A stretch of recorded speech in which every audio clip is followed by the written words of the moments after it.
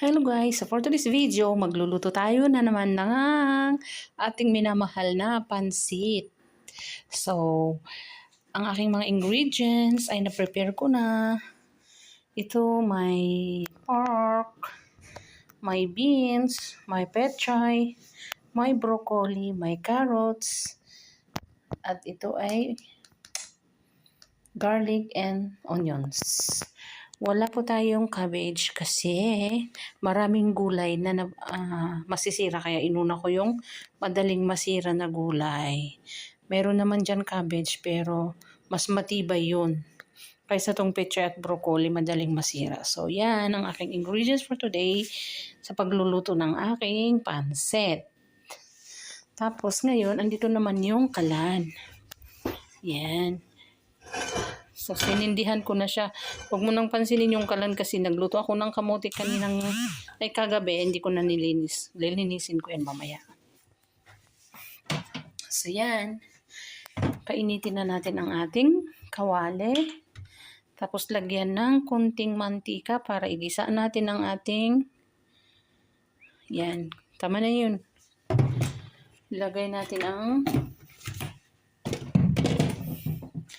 bawang pag mainit na yung mantika.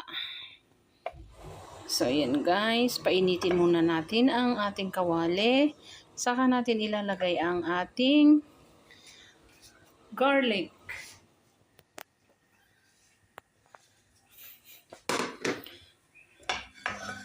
Antayin na lang muna natin medyo mainit-init. Tapos ganyan.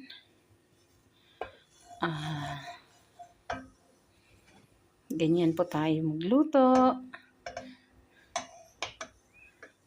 Ganyan po talaga. Hindi po nawawala ang pansit every week. Kaya ilagay na natin ang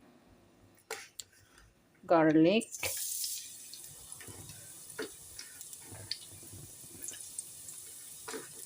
Hindi ko kasi mahawakan kasi hawak ko yung isang cellphone. Kaya ganyan ko na lang siya. Total, naghugas naman ako ng kamay. So, ganun-ganan. Hanggang sa lumabas yung aroma ng garlic. Tapos, ilagay din natin yung sibuyas. Naglagay ako ng sibuyas kasi konti lang yung garlic. Kaya, yan. Ilagay muna natin ang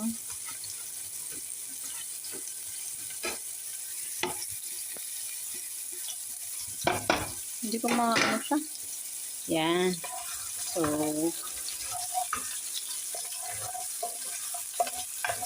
lutuin ng kunti ang sibuyas at garlic para lumabas ang aroma.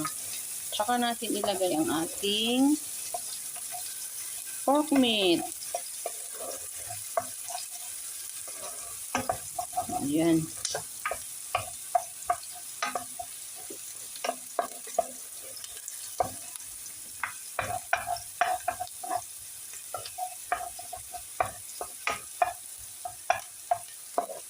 Medyo nagba-brown na yung garlic. So, ang sibuyas ay hindi pa. So, pwede naman natin sigurong ilagay na yung ating meat.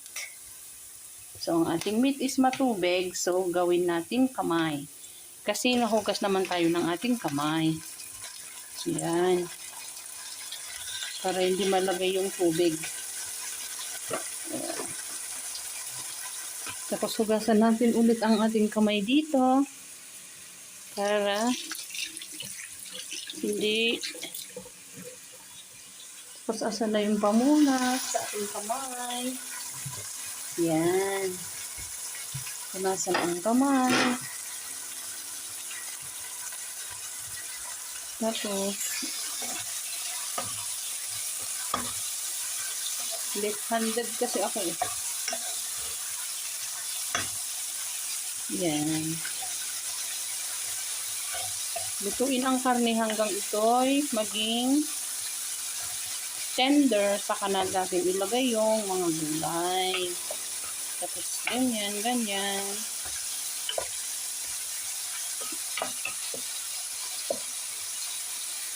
Wala, malaki itong isa. Yan mo na. Yan. So, pwede na yan. Takpan natin muna para maluto siya. Kunin natin ang takip. Ang takip is andito sa gilid. So, tatakpan natin siya. Ganyan. Lagyan na natin ang ating beans.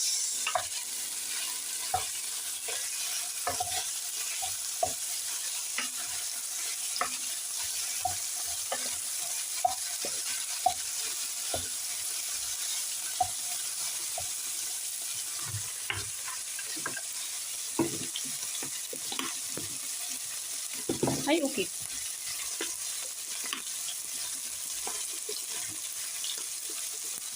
Lagyan na natin ng konting paminta.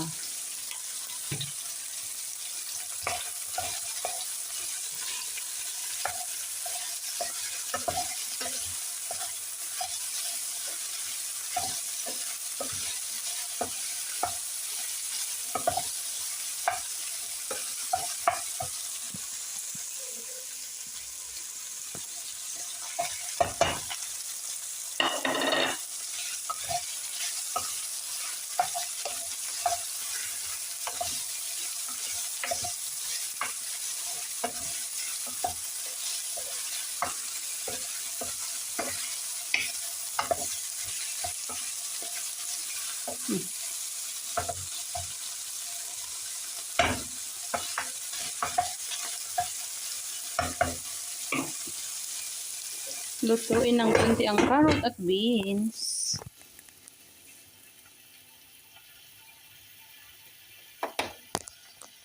Ay. Tapos ilagay na ang ating broccoli.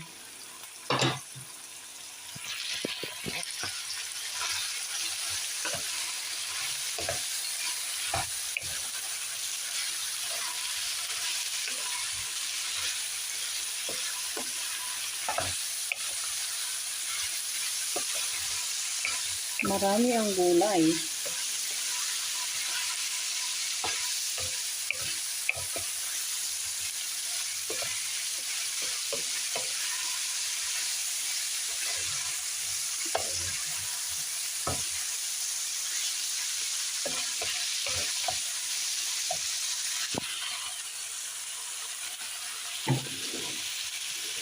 Tapos ilagay na rin yung pechay. Yan, ganyan ang magluto ng pansit.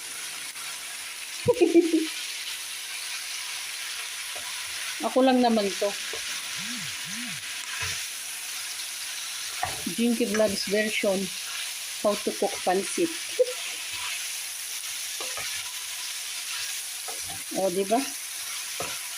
Marami yung gulay. Yan. Tapos takpan ng kunti.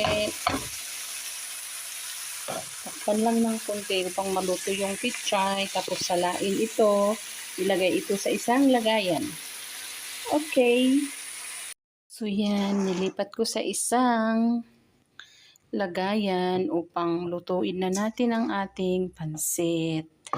So sa kawali, linagyan ko rin ng tubig na 3 tasang tubig. Tapos lagayan ko ng asan na yung toyo. Yan. Tapos lagyan na natin ng toyo upang ipakulo natin bago ilubog ang ating pansit.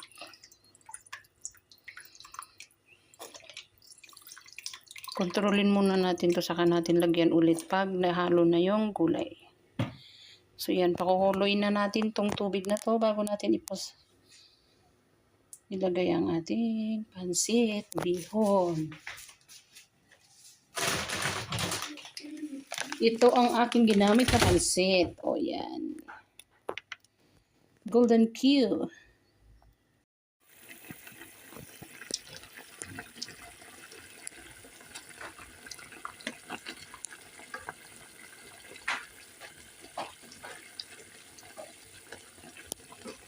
Puso siya dito. Hindi. Ginamit ko naman ito kaya ito. So, Pigeon? Naging dadamag ah. Kini. Ito employer, ito assistant employer ko. Oo. Jemeling ako na, no? Yung siya mo. Sorry, Minta kita tekot ko ah. Chika mo tikot. breakfast. Yun, wala na yung tubig. Hoy, nilaw ka. Nawala na yung tubig ng ating pansit. So, pwede na natin ilagay ang gulay na niluto natin. Ganyan, paano magluto. Nagkakon. Ha? Ipak mo man dyan gulay.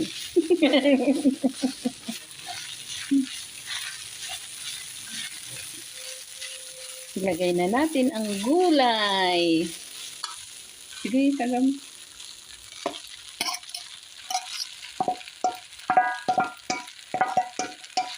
Tapos ikiwa ka. Ikiwa mo man. Yan. Mekos. Mekos-mekos mo na yan para mahalo. Hindi ah, sige naman ito. Harap naman. Kaya nga. Ganyan ang buhay. Hindi mawawala ang pansit sa buhay. So, Teka ako din kasi hindi sila naniniwala sa akin.